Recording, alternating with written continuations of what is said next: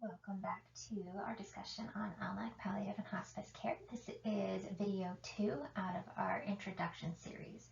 So in this section, we're going to be really defining the difference between hospice and palliative care, and then we're going to talk about some barriers to providing really holistic and quality hospice and palliative care to the patients. So let's start out by defining what is hospice. Hospice is a specific type of palliative care provided to individuals with a life expectancy measured in months rather than years. So typically it's going to be someone who has a prognosis of 6 months or less.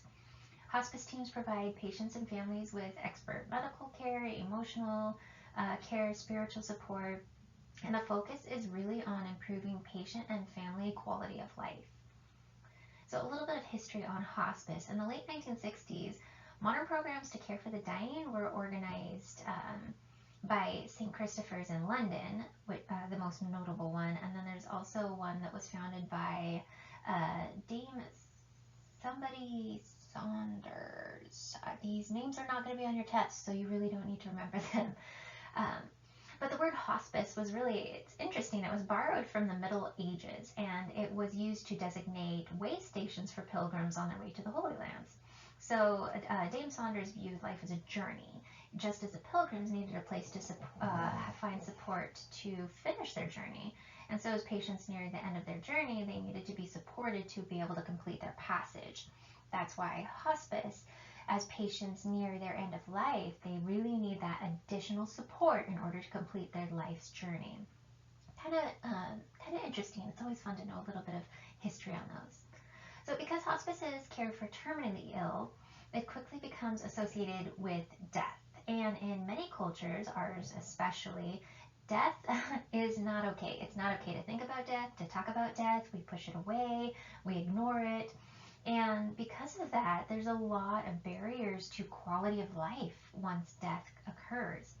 So coming under the care of a hospice program really has become to be understood by patients and families as a death sentence. And that is a huge barrier for patients receiving the support that they need at the end of life, because they think it means that no one's going to care anymore, no one's going to try anymore. It's like, ugh, we're just done with you. We're going to put you on hospice and you're just going to die. It'll be fine. So that's a huge barrier and a huge misconception. So hopefully as you progress through these modules and we talk about it in class, you'll be able to really be able to talk to families about what is hospice care, what is palliative care, and how do we educate patients and families in order to provide them with the support that they need as they complete their life's journey. Palliative care. What is palliative care?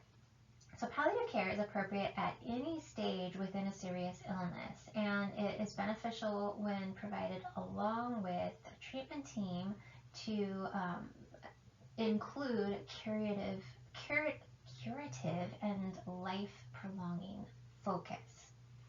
So it's provided over time, and it's based on the patient's needs rather than their prognosis. It's also offered across all care settings. So like we talked about in the last video, various organizations, physicians' practices, health systems, cancer systems, dialysis units, home health agencies, hospice, long-term care, skilled, acute. There's all of these different care settings where palliative care is offered. And really, the focus of palliative care is what's important to the patient, the family, and the caregivers. So it's important to assess their goals and preferences to determine how to best achieve them. So important things to distinguish between palliative and hospice care. Hospice is going to be the prognosis of 6 months or less to live, whereas palliative care is beneficial at any stage of a serious illness, regardless of the age of the patient, regardless of the prognosis with the illness.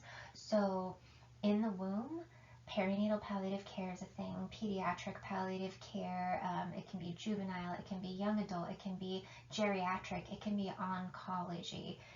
Palliative care provides patients with what they need and their families with what they need to really be able to manage those physical, psychological, social, and spiritual symptoms that cause so much suffering with serious illness and chronic conditions.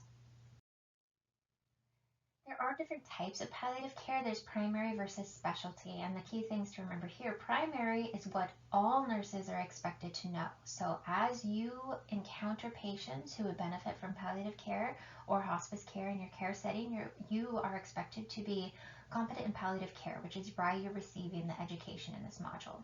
Specialty palliative care is those who really are dedicated to palliative care exclusively. So there can be different levels of it. Maybe someone who is working in a pediatric oncology unit and they are providing specialty palliative care versus the nurse who's working on med-surg who is providing care to a patient with heart failure, an exacerbation of heart failure. So you can specialize in palliative care. It is a really a neat specialty to go into. But nurses at the bedside and caring for the community really are expected to know how to provide that palliative care and operate within the interdisciplinary team to the patients who would benefit from those services. Currently, palliative and hospice care, typically someone is diagnosed with a serious illness. You can see in this box as you go horizontally, that's time. So curative treatment is aggressively focused on for a very long time, and then palliative care may come in, and then hospice care comes in just at the little bit there. This is what is very typical, especially because there's a lack of understanding of what palliative and hospice care is and what it can provide to the patient when they're diagnosed with a serious illness or chronic condition. Looking at it from a continuum of care, you have that same box here. So we have disease-modifying treatment, which really goes very well with palliative care, because with palliative care, you could still have curative-focused treatment, disease-modifying treatment. You can be looking for a cure to whatever ails the individual. Once it becomes obvious that curative treatment is more promoting suffering than promoting quality of life, then hospice comes in. So that's that terminal phase. You're no longer focused on the curative treatment. You are focused on managing symptoms that arise at the end of life. So while palliative care focuses on symptom management, it also incorporates curative focused treatment. So the disease continues, you've got your palliative care, we progress to a stage where it's no longer benefiting the patient to have that curative treatment. They transition to hospice care, and then hospice care continues to the family after the death of the patient. Bereavement support and care is provided for 13 months following the death of a loved one. So characteristics of palliative care philosophy are outlined here. Again, you have that interdisciplinary team. You've got that collaboration and that high quality communication, not only between the interdisciplinary team, but between patients and families as well. So those services that are provided, they can be concurrently with curative focused treatment or not, depending on what the patient and family wish. You're looking at providing peace and dignity to support the patient and the family throughout the course of the illness and the dying process. And the services can be provided in any setting. Again, it doesn't have to be just acute care. It can be in the home, in clinics, it can be at the dialysis unit, it can be wherever. Barriers to quality care at the end of life. Failure to acknowledge the limits of medicine is going to be a big one. We also, especially in the United States, have this mentality that we will cure all things. Like, we can prolong death as long as we want to, and that is not necessarily in the patient's best interest, because again, is your prolonging life promoting quality of life, or is it promoting suffering? Other barriers, the workforce is just too small. There is not the people are not there. There's not enough to meet the demands. A lot of healthcare professionals do not receive the training. So again, you getting this LNET course is really beneficial for you as you go out there and are part of the workforce. There's that misunderstanding of hospice and palliative care. There's always a lack of research, and then there's unfortunately a lack of payment models to provide reimbursement or financial support to families who would benefit from palliative care. Rules and regulations often get in the way. which is a frustrating thing we'll talk about later in ethics, and then denial of death. I'm never going to die. Medicine will keep me up and going forever. So these are some major, major barriers that can promote suffering while prolonging life. As the nurse, you provide an important role in mitigating these barriers. So it's important to give healthcare professionals the language to talk about.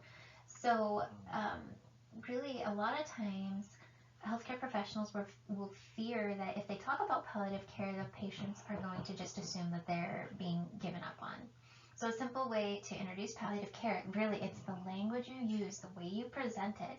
So you could say something like, we've been managing your heart failure for some time, and I want to make sure that we're doing everything possible to help you as well as we can.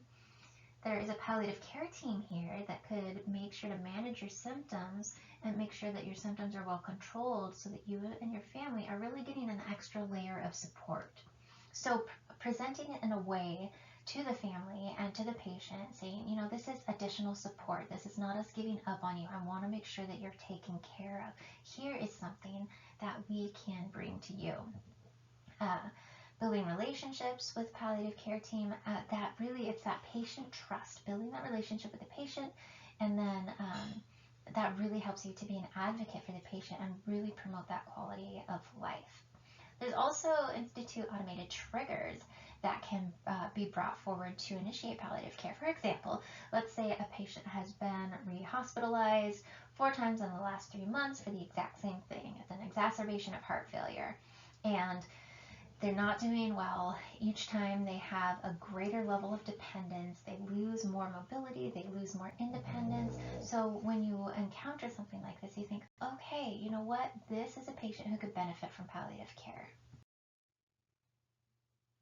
Prognosis is another barrier. It's very, very barrier to providing palliative and hospice care. It's so difficult to be able to determine prognosis.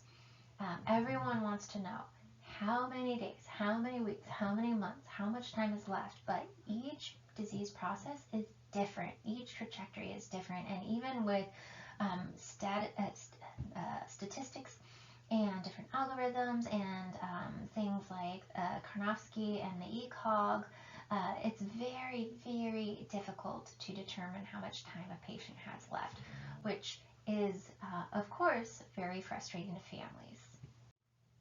Because prognosis is so different, oftentimes patients miss that palliative care consult. So as you're caring for your patients, have in mind, you know, this chronic illness, are there other comorbidities? How are the symptoms being managed? How well is the patient doing? How are the family doing? Is the caregiver, how's the caregiver doing? And should there be a palliative care consult? So to wrap it up, let's think about who from this list might benefit from palliative care. So would it be a 64-year-old with congestive heart failure, hypertension, and diabetes? Would it be a 32-year-old with acute myelogenous leukemia?